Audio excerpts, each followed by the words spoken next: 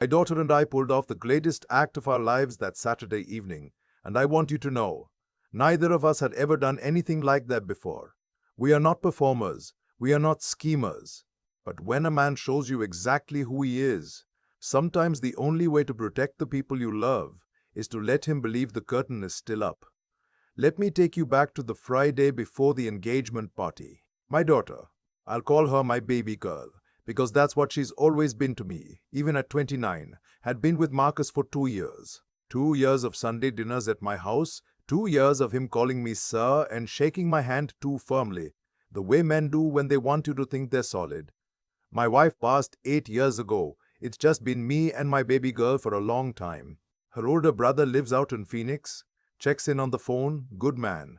But the day-to-day has always been the two of us. So when she told me she was getting engaged, I felt that thing a father feels, that mix of joy and grief and the desperate hope that the man standing next to your child deserves to be there. Marcus worked in finance. That's what he told people. Portfolio management, he'd say, leaning back in his chair like the words themselves had weight. My daughter is a pediatric nurse. She makes decent money, nothing extravagant, but she's responsible with it. Has been since she was 16 and started saving from her part-time job at the pharmacy. I'm retired now, spent 31 years as a civil engineer with the county, and I'm comfortable. Not wealthy, comfortable. Own my house outright. Have a pension, a little put away. Enough that a man with bad intentions might look at our family and see something he wanted. I didn't think that about Marcus at first. I want to be honest about that. I thought he was a little slick, maybe a little too comfortable with compliments. But I told myself I was being a protective father. Men always think the man their daughter brings home isn't good enough. I knew that about myself, so I kept my mouth shut and gave him the benefit of the doubt.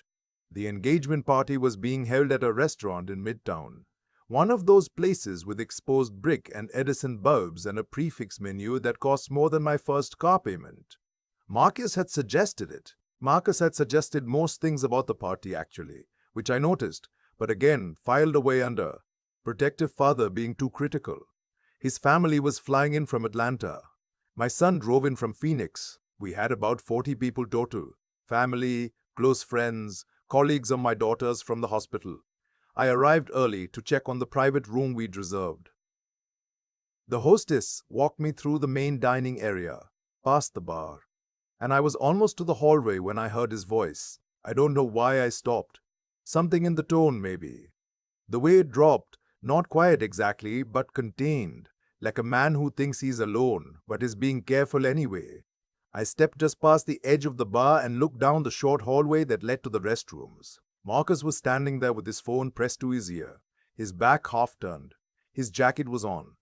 He was already dressed for the party. And I heard him say, "Clear as anything. She doesn't know. She's not going to know. I've got this handled." I stood completely still. "Baby, I told you," he said. "Quieter now. This is just the arrangement.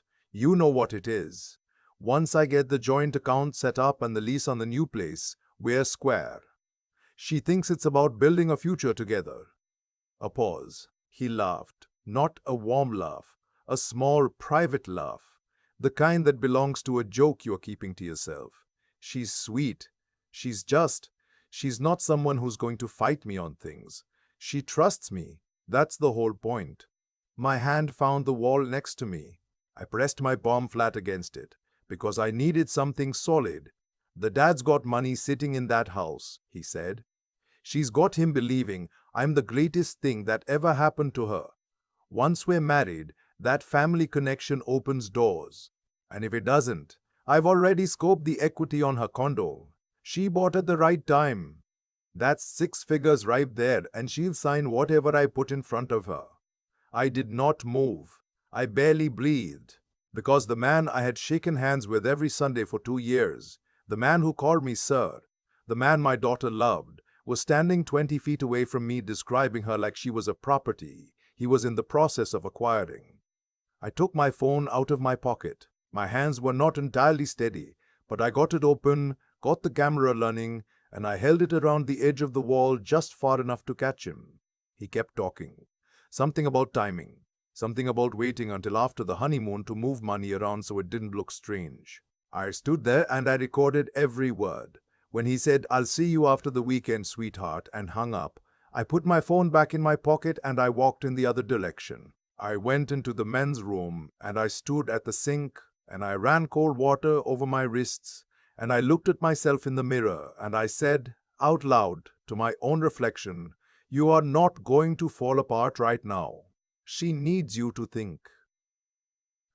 Because here is the thing. Here is what I understood in that bathroom, with the sound of a party starting up down the hall and my daughter somewhere in that building, putting on lipstick and being happy for the last time before everything changed. If I walked out there and grabbed Marcus by his collar and said what I'd heard, he'd deny it. He'd say I misheard. He'd say I was a jealous, overprotective father who never wanted his daughter to be with anyone. And my baby girl, who trusted this man, who loved him, would be caught between the two of us. She might even believe him over me, not because she's foolish, because she loves him.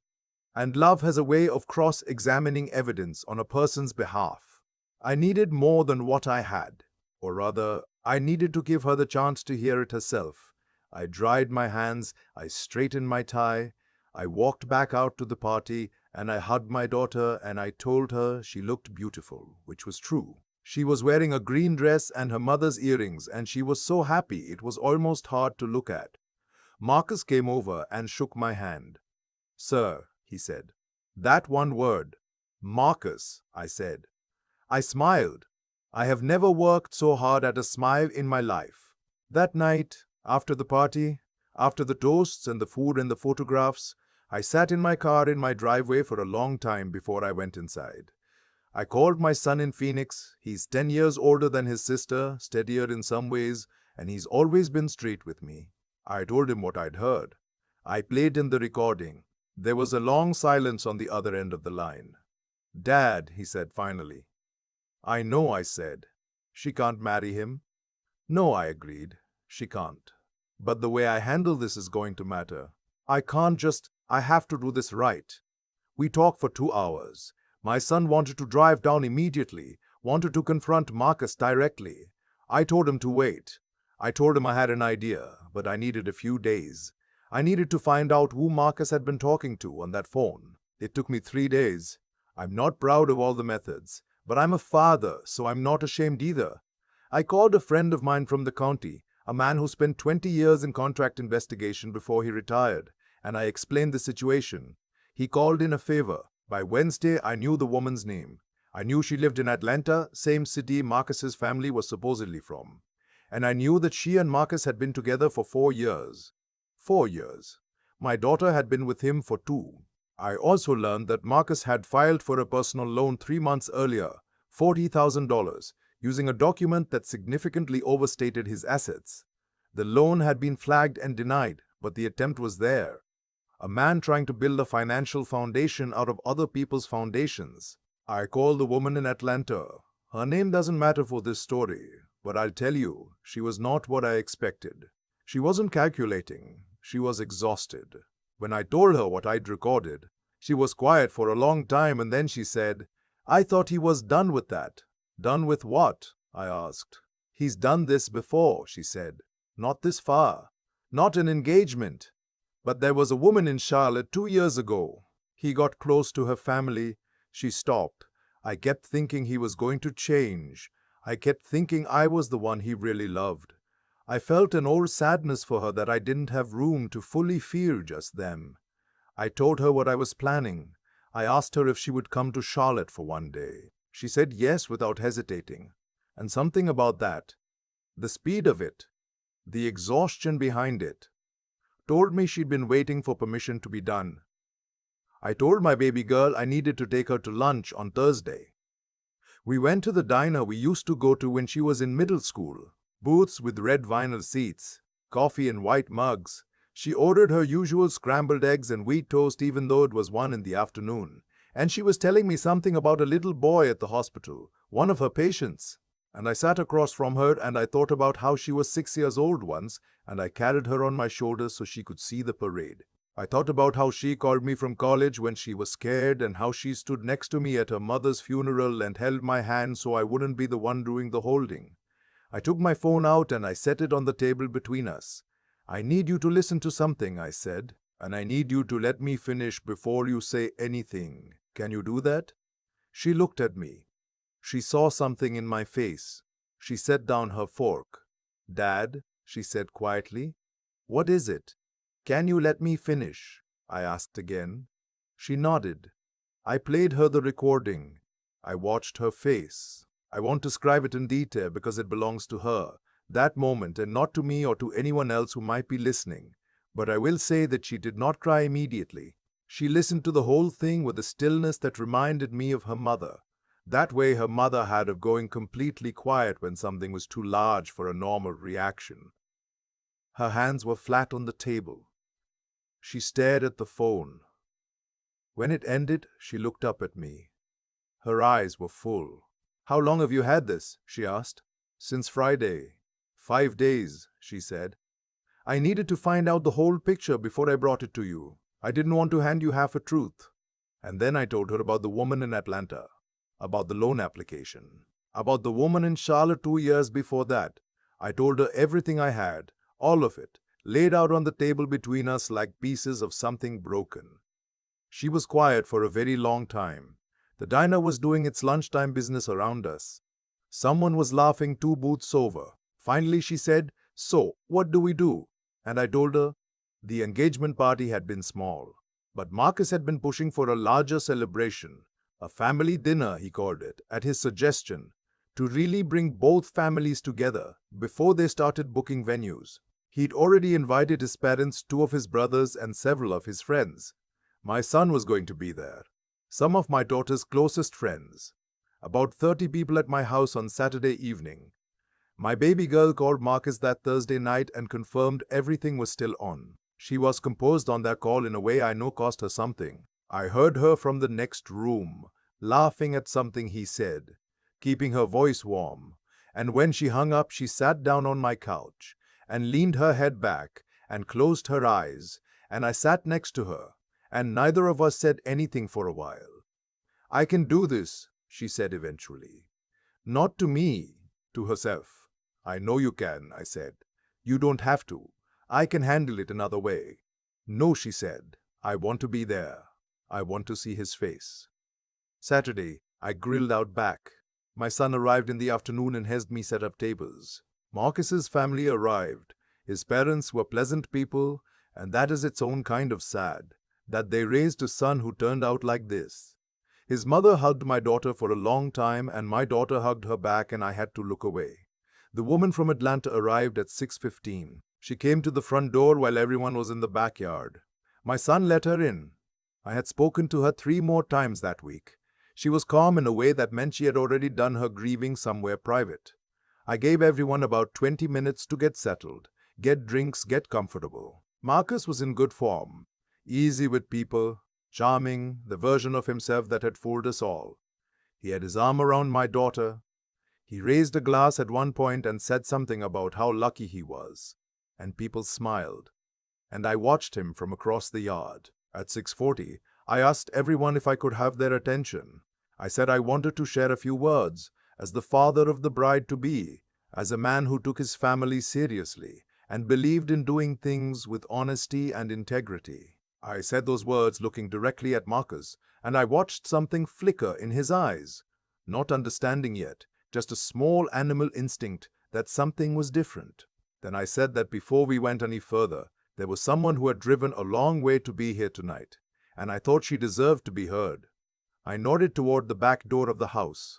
The woman from Atlanta stepped out onto the patio. I have thought about that moment many times since. The way the yard went quiet, the way Marcus's face changed, not gradually but all at once like a power outage, the way his mother made a small sound and put her hand over her mouth, the way my daughter, standing right next to him, took one step to the side, just one step, quietly removing herself from his orbit. Marcus said her name, just her name, low and reflexive, like a man who's been caught mid-sentence. She didn't perform. She didn't yell. She stood there and she said in a clear, even voice that she and Marcus had been in a relationship for 4 years, that she had believed they were working toward a future, that she had recently learned this was not the understanding Marcus operated from. Someone in the crowd said, "What?" in a way that wasn't really a question. Then I took out my phone and I pressed play. I had a small Bluetooth speaker on the table next to me, the kind I use for listening to music on the porch. I had connected it earlier. The audio was clear. Marcus's voice came out of that speaker and filled my backyard. She thinks it's about building a future together. She trusts me. That's the whole point. I've already scoped the equity on her condo. She bought at the right time. That's 6 figures right there, and she'll sign whatever I put in front of her. I watched him while it played. He had gone very still. His brothers were looking at each other. His father had sat down. My daughter was looking at the ground and my son was standing close enough to her that their shoulders were touching. When the recording ended, I turned off the speaker. I looked at Marcus for a long moment. "You called me sir every Sunday for 2 years," I said. I wanted to know about Deva. I never once took that for respect. I took it as common courtesy. Common courtesy requires nothing of a man except manners. What I asked of you, what my daughter deserved from you, was a great deal more than that. He started to say something. I don't remember what it was. It didn't matter. "There's no version of tonight that ends with you staying in this house," I said. "You know that." His mother was crying quietly. His father stood up and took Marcus by the arm and walked him back through the house without a word. His brothers followed. The woman from Atlanta had sat down in one of my patio chairs and was looking at her hands. One of my daughter's friends had gone to sit beside her. My daughter came and stood next to me. She put her hand in mine. "Okay," she said. "Just that. It's been 7 months since that Saturday. My baby girl took 2 weeks off work. She stayed in her apartment mostly, saw a therapist someone her colleague recommended, and she called me every day, sometimes twice. She was not okay for a while, and she knew she wasn't okay, and she let herself not be okay, which I think is the bravest thing a person can do. She did not try to explain Marcus away or minimize what he'd done. She sat with the full weight of it and she worked through it. She's back to herself now mostly. There's a version of her that is older than she was before last October, and I don't think that version goes away. But she is laughing again. She brought a coworker to Christmas. A quiet man, steady, the kind who listens when other people talk. I didn't shake his hand too firmly. I made him a plate and we sat on the porch and talked about nothing in particular, and it was easy, and I took that as a good sign. Marcus, from what I understand, is back in Atlanta. The woman who came to my backyard has moved on as well, which I hope is true and I hope brings her some peace. The recording sits in a cloud folder I created that night in the bathroom, standing at the sink with cold water on my wrists. I don't listen to it. I just know it's there. My wife used to say that the most important thing a person could do for the people they loved was show up, not fix everything, not have all the answers. Just show up and stay present and let them know they were not alone. I keep my promises. I always have. That's the only thing I want Marcus to know. If he ever wonders how Saturday happened, not that I outmaneuvered him, though I did. Not that I was smarter, though I was paying attention. Just that there are fathers in this world who show up. And when you reach into a family like mine, into a life that a good woman and I built together with 30 years of showing up, you are going to find out exactly what that means. My daughter called me this morning. She had a patient yesterday, a 4-year-old boy who had been scared of his IV all week, and yesterday he let her put it in without crying, because he decided to be brave. And she said he looked up at her afterward with this expression like he'd just climbed a mountain. She told me the story, and then she laughed, and it was her real laugh, the one that sounds like her mother's, and I sat in my kitchen with my coffee going cold, and I thought, there it is. There is the whole point of everything. I've been sitting with this for 7 months now, and the thing I keep coming back to isn't the confrontation in the backyard. It's not Marcus's face when the recording played. It's the Thursday afternoon at the diner. My daughter setting down her fork and going completely still while she listened, and then looking up at me and saying quietly, "So what do we do?" Not, "I can't believe it." Not, "I can't believe it." Not, are you sure? Just, what do we do? She asked the right question, and she asked it fast. And I think that told me everything I needed to know about who she actually is, underneath all the softness people see on the surface. What Marcus saw when he looked at my daughter was someone trusting, and he was right. She is. But he mistook trust for weakness, which is a mistake men like him make consistently, and it cost them everything eventually. That's not a curse or a punishment handed down by some outside force. It's just the plain arithmetic of how character works. When you build something on a lie, you have to keep building lies to support the first one. The structure gets more complicated and more fragile with every layer. And one overheard phone call in a restaurant hallway can bring the whole thing down, because the whole thing was always one conversation away from collapsing. I don't take credit for being clever. I was in the right place because I arrived early to check on a room for a party I was paying for. That's not strategy. That's just being a father who shows up. But what I did with what I heard, that required something more deliberate. It required me to stand at a sink with cold water on my wrists and choose patience over reaction. It required me to think about what my daughter actually needed versus what I wanted to do in that moment, which was considerably less measured. The difference between those two things, between what feels good right now and what actually protects someone, that gap is where judgment lives. And judgment is something you either develop over 60-some years of making decisions and living with the results, or you don't.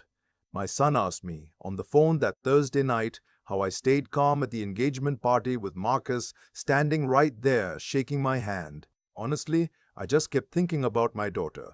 That's all. When you are focused on protecting something real, there isn't much room left for the performance of anger. Marcus was intelligent in certain ways. He read people. He knew how to present himself. But intelligence without integrity is just a more sophisticated way of getting lost. You can be the smartest person in a room and still make every wrong choice if your choices are built around what you can take rather than what you can offer. Sophie had less money than Marcus wanted, less status, less of whatever he was calculating. But she had more of what actually holds a life together. She worked hard. She showed up for people who needed her. She sat with the 4-year-old boy all week until he was ready to be brave. What Marcus couldn't account for was that she came from something solid.